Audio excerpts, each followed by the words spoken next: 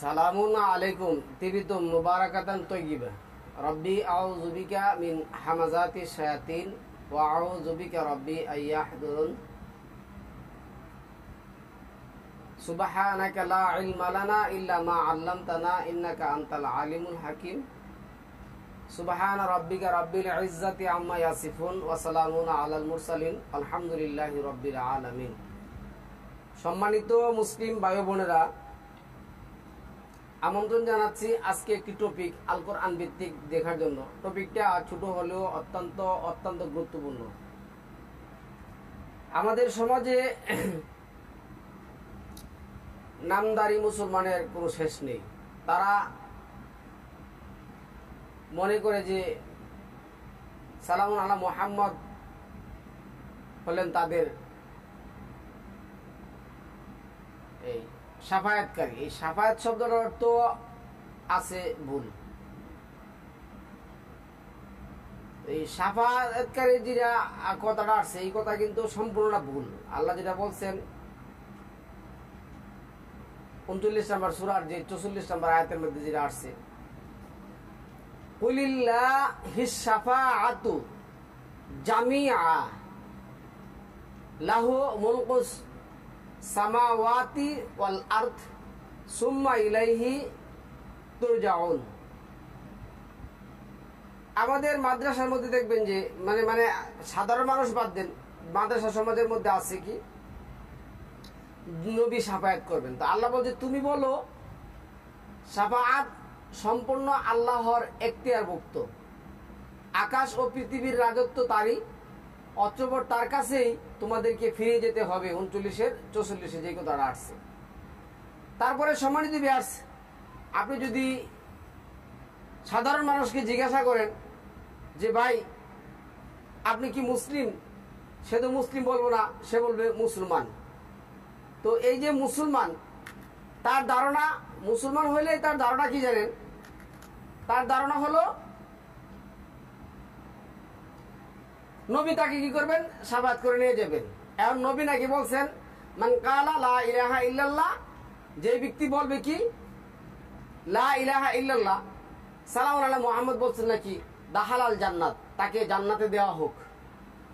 জান্নাতে যাওয়ার কোরআনের যে শর্ত এবং কোরআনের যে নিয়ম নীতি, এইগুলির কোনো তোয়াক্কা তাদের করার কোনো দরকার নেই। তাদের কাছে হলো তাদের নবী কি বলছেন। নবী বলছেন যে ব্যক্তি বলবে লা ইলাহা ইল্লাল্লাহ দাখালাল জান্নাত, তাকে জান্নাতে দিয়ে দাও, এই কথা নাকি নবী বলছেন। তো এখন আমরা সম্মানিত ভিউয়ার্স আজকে কোরআনের এই আয়াতগুলি একটু দেখার চেষ্টা করব কি দেখো এখানে যেটা নবী বলছেন আর আমরা কি বুঝছি।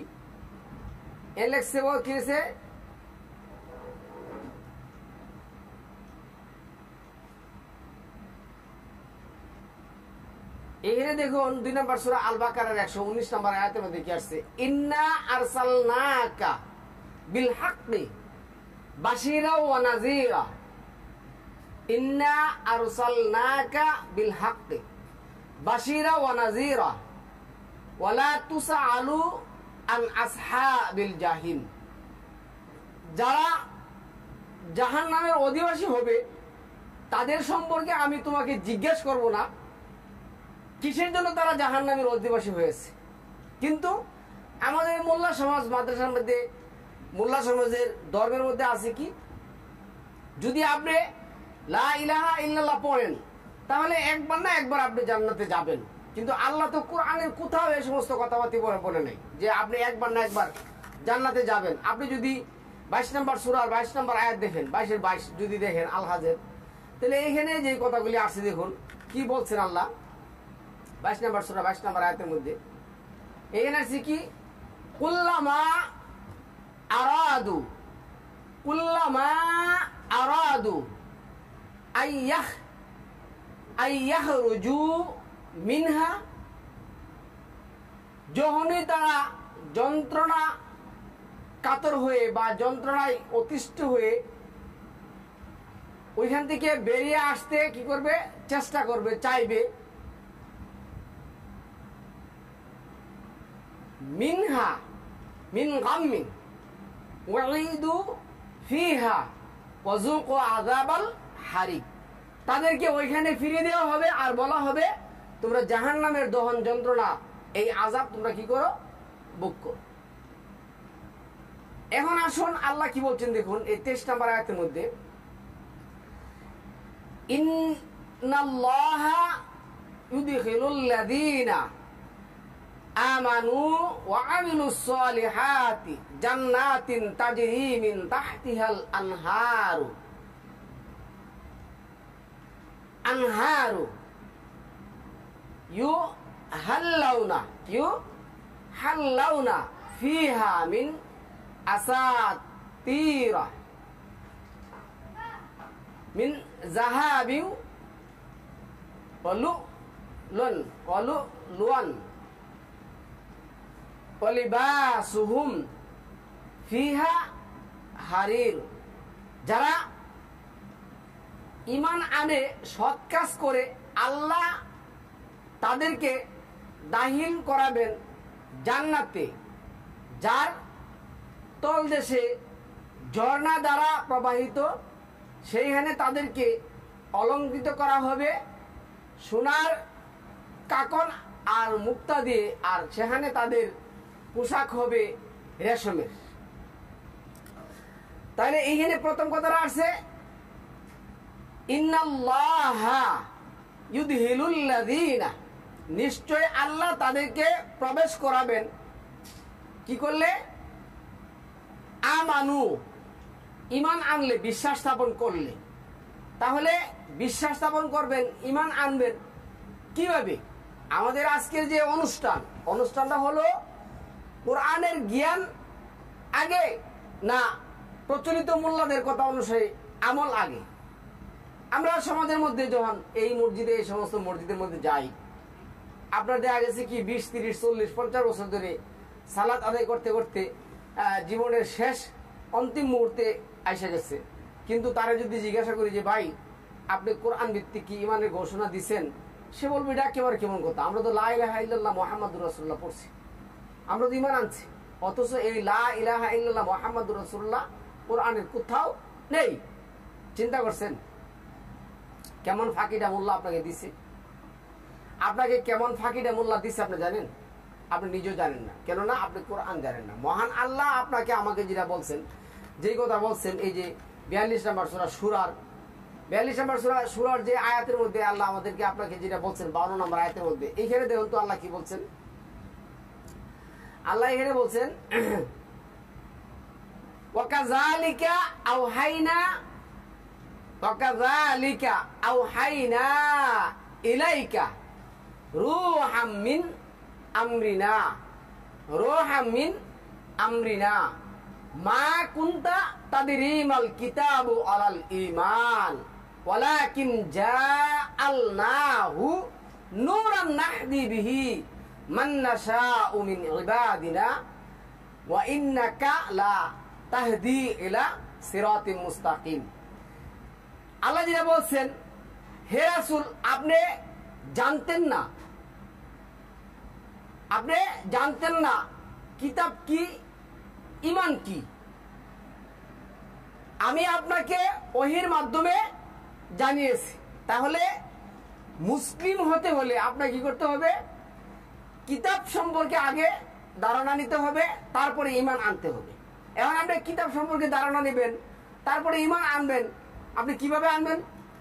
কি করতে হবে? তার জন্য আপনাকে বিশাল পড়াশোনা করতে হবে। এই জন্য আল্লাহ যেটা বলছেন, এই আপনার 2 নম্বর সূরা আল বাকারার 121 নম্বর আয়াতের মধ্যে যে কথাটা বলছেন, দেখুন এখানে কি বলছেন। এইখানে আল্লাহ বললেন কি, দেখুন কি লিখছে, আল্লাযীনা আতাইনাহুমুল কিতাবা ইয়াতলুনাহু হাক্কা তিলওয়াতিহি। যারা এই কোরআনটা বিশ্বাস করেছে তারা যেন কি করে? সত্য সহ বুঝে বুঝে পাঠ করে।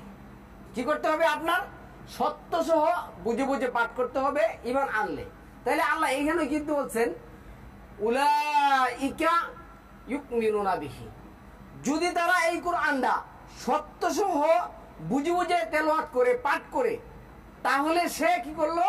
ঈমান আনলো। তারপর অমাই ইয়াকফুরু বিহি, আর যদি সে এমনটা না করে ফাউলাইকা হুমুল খাসিরুন, তাহলে সে কি হবে? ক্ষতিগ্রস্তদের অন্তর্ভুক্ত হবে। আজকে আপনি হজ করলেন, মোল্লাদের কথা হজ করলেন, যাকাত দিলেন, সালাম দিলেন, বিবাহ শাদী করলেন, জীবন চালাইলেন, আপনার এগুলি যদি একটা কোরআনের মধ্যে না থাকে, তাহলে আপনি এই আয়াত কি করবেন? এই আয়াতে আল্লাহ যে বলছেন আল্লাযিনা আতাইনাহুমুল কিতাবা ইয়াতলুনাহু হাক্কা তিলাওয়াতিহি উলাইকা ইউমিনুনা বিহি ওয়া মান ইয়াকফুরু বিহি ফাউলাইকা হুমুল খাসিরুন, তা আপনি কি করবেন? তাহলে কি করতে হবে সম্মানিত ভিউয়ার্স? আমলের আগে আমাদের কি করতে হবে? ঈমান আনতে হবে। ঈমান না আনা পর্যন্ত আপনার এই আমলের কোনো মূল্য আল্লাহর কাছে নেই। ঈমান না আনা পর্যন্ত আপনার আমলের কোনো মূল্য আল্লাহর কাছে নেই। আগে ঈমান, তারপরে কি করতে হবে? এই যে 30 নম্বর সূরার যে 56 নম্বর আয়াতের মধ্যে আসছে, এখানে দেখুন কি লেখছে। এখানে কি আসছে 30 নম্বর সূরার সামনে? ওয়াকালাল্লাযীনা উতুল ইলম, আগে কি? ওয়াকালাল্লাযীনা উতুল ইলম ওয়াল ঈমানা, প্রথম কি করতে হবে? আর যাদেরকে ঈমান ও জ্ঞান দেওয়া হয়েছিল, ঈমান ও জ্ঞান দেওয়া হয়েছিল। ওয়াকালাল্লাযীনা উতুল ইলম, যাকে ইলম আগে, তারপরে ঈমান, তারপর আছে অল ঈমান। এর কিন্তু তারা এটা ভুল করে দিয়ে দিছে, যাদেরকে ঈমান আগে গিয়ে জ্ঞান দেওয়া হয়েছিল। এই মিথ্যা কথা আমি লিখছি। যাই হোক, তাহলে আল্লাহ কি বলছেন? ওয়াকালাল্লাযীনা উতুল ইলমা ওয়াল ঈমানা লাকাদ লাবিস্তু ফি কিতাবিল্লাহি, লাকাদ লাবিস্তু ফি কিতাবিল্লাহি ইলা ইয়াউমিল বা'সি ফাহাযা ইয়াউমুল বা'সি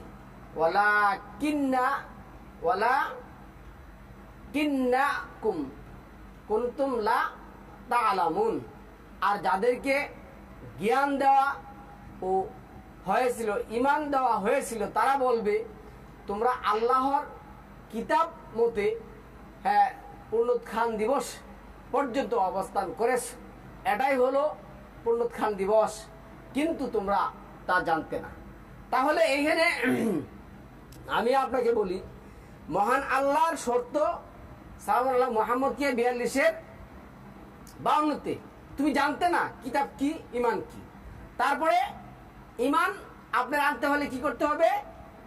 উতুল ইলম, ঈমান আনতে হলে কি করতে হবে? আপনাকে হাক্কা তিলাওয়াতি করতে হবে। তারপরে আপনি ঈমান আনবেন, তারপরে যে সেটা আপনি কি করবেন? আমল করবেন। কিন্তু আমাদের এই মোল্লা সমাজ শিখিয়ে দিয়েছে আপনার এগুলি কোনো কিছু দরকার নেই, কোরআন পড়ার দরকার নেই, আপনি কোরআনের ছোট্ট ছোট্ট কয়েকটা সূরা শিখুন, হ্যাঁ আপনি কি হবেন?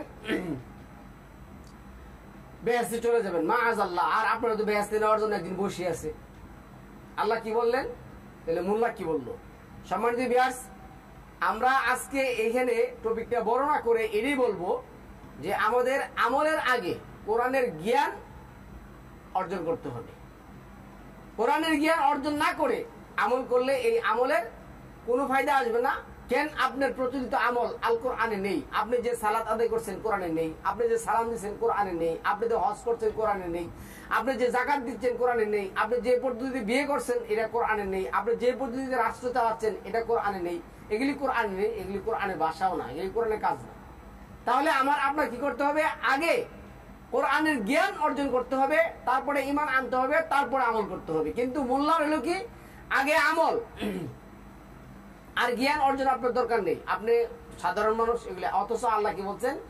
ইন্নাল্লাযী ফারাদা আলাইকাল কোরআন, নিশ্চয় আল্লাহ যিনি তোমার উপর কোরআনটা কি করছেন? ফারিদা করছেন। সূরাতুল আনজালনাহা ওয়া ফারাদনাহা, নিশ্চয় এটা একটা সূরা যেটা আল্লাহ আপনার উপর কি করছেন? ফারিদা করেছেন। কিন্তু মোল্লার কথা শুনে আপনি এই কাজ নিয়ে আল্লাহর কাছে যাওয়া তো দূরের কথা, জাহান্নামেও আপনি স্থান পাবেন না। এমন এক পর্যায়ে চলে গেছে, পাবেন জাহান্নাম তো আবার কম বেশি আছে না, একেবারে নিকৃষ্টতম জায়গার মধ্যে আল্লাহ কি করবেন? আপনাকে স্থান দিবেন। আল্লাহ আমাদেরকে বোঝার তৌফিক দান করুক। আমরা আগে কোরআন শিখবো ভালো করে, তারপরে ঈমান আনবো, তারপরে আমরা কি করব? আমল করব। সালামুন আলাইকুম, তিবিতুল মুবারাকাতুত তাইয়্যিবা।